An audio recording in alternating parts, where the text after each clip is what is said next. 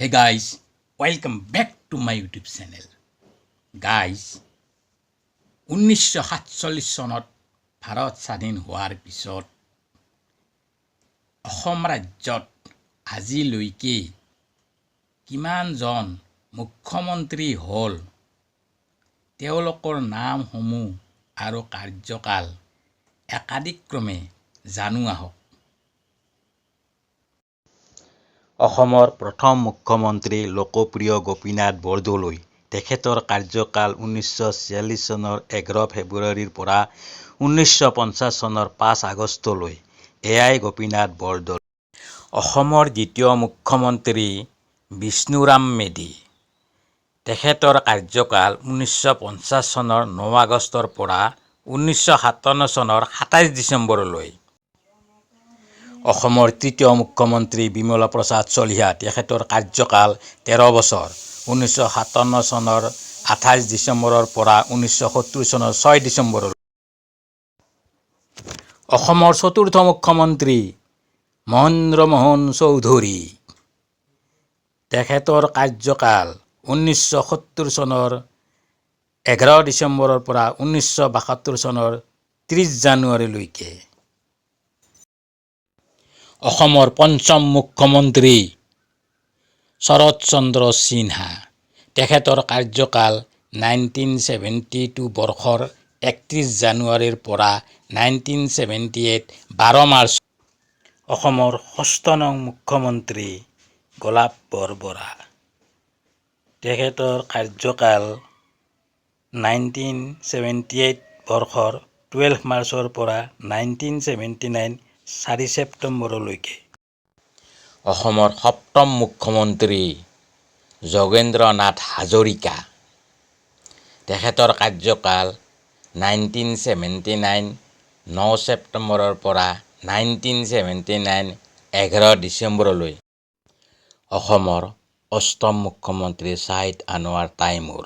তেখেতৰ কাৰ্যকাল 1986 ডিচেম্বৰৰ পৰা 1981 30 জুনলৈ। এখেত অসমৰ প্ৰথম মহিলা মুখ্যমন্ত্ৰী। অসমৰ অষ্টম মুখ্যমন্ত্ৰী কেশৱ চন্দ্ৰ গগৈ। তেখেতৰ কাৰ্যকাল 1982 13 জানুৱাৰীৰ পৰা 1982 19 মাৰ্চলৈ।